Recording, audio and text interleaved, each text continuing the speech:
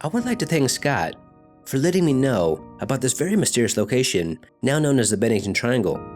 And I would also like to thank all my awesome subscribers for constantly giving me great ideas and awesome paranormal stories to look into.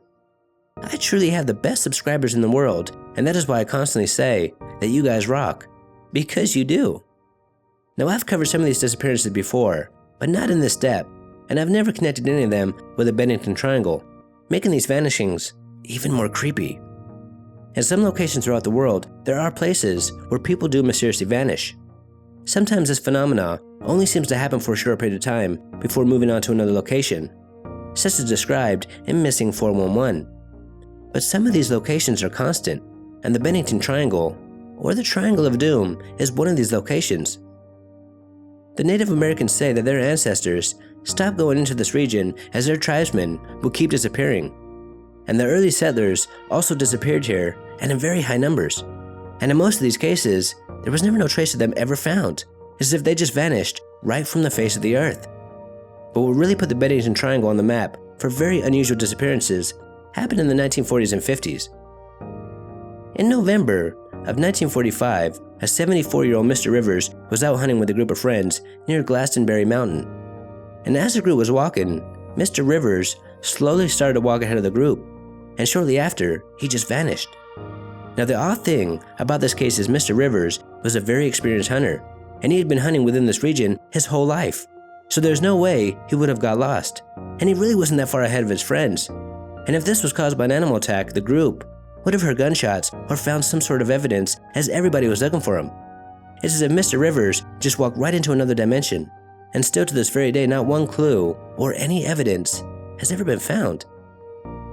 Then about a year later, an 18-year-old girl named Paula Weldon told her roommate that she was going on a walk on a trail called the Long Trail. The Long Trail was a very popular spot for hikers and just regular people who wanted to get some fresh air. Paula did ask her roommate if she wanted to go, but her roommate said no, as she was just too busy at the time. At about 4 p.m., Paula was seen by many other hikers, and one of those was a man named Ernest Whitman. Ernest told the authorities that Paula had walked up to him and asked him how far the trail went. Then a couple of minutes later, an elderly couple seen Paula walking just up ahead, only about 100 yards or so up the trail. Then they said that when Paula turned the corner, she just disappeared. And the reason they said that is when they turned the corner, they should have seen her just up ahead. There was really no other place to go. And when Paula failed to return the next day, a massive search was launched, and even the FBI got involved, and nobody could find anything. There was just no trace of her. Another very famous account happened only a couple years later to a man named Mr. Tedford. Tedford was on his way back from a trip to Vermont, and he was taking the bus with 14 other passengers. But Mr. Tedford would never reach his destination. The passengers told the authorities that they had seen him sleeping very nice and peacefully in his seat, and he just wasn't there anymore.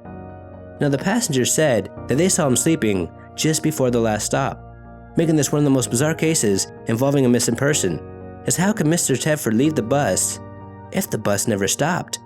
And the authorities did find all his luggage and all his belongings still on the bus, and he has never been seen or heard from ever since. Then a year later in 1950, an 8-year-old, Paul Jepson, was playing on a farm where he lived with his mother. And when Paul's mother left the boy alone for just a couple minutes, he was gone.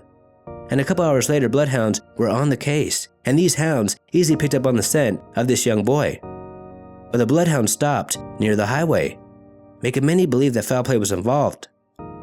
But the father told the authorities that his son had just recently become very obsessed with Glastonbury Mountain, and he believed that his son felt so compelled to go there as if an unknown force was telling him to go to the mountain. So Paul's father believed that he did, despite his young age, and still to this very day, not one trace of Paul has ever been found. Then 16 days later, a 53-year-old woman named Frida Langer was camping with her friends, and Frida and her cousin Herbert decided to go on a nice little hike. But right after they left, Frida fell into a stream and got soaking wet. So she told Herbert to wait there so she'd go back to the campsite and change her clothes. And Herbert agreed, as they were still only a minute or less from their campsite. But after Frida left, she was never seen again. Now, there was in total 5 massive search parties dispatched over the next couple of months, and these search parties included dogs and helicopters.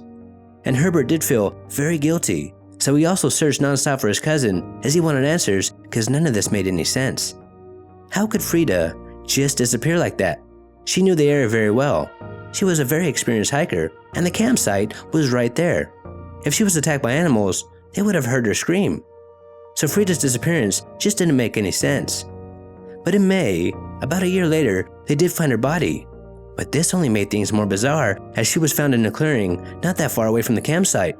And this location was one of the first places searched, and Herbert himself, including many others, must have searched that area almost every single day. And if she was there the whole time, the dogs should have been able to pick up her scent. Now sadly, her body was so decomposed that they couldn't determine how she died or what really happened to her, only deepening the mystery of the Bennington Triangle. And out of all these disappearances that happened in the 1940s and 50s, Frida's body was the only one that was ever found, and people still go missing within this region to this very day. Now it does make us wonder if something unknown or supernatural is to blame, as it does seem that these victims just vanished right into thin air. And the Bennington Triangle is also notorious for UFO sightings, strange sounds, strange lights, and even shadow people, making many believe that there is some unknown, sinister force at work here.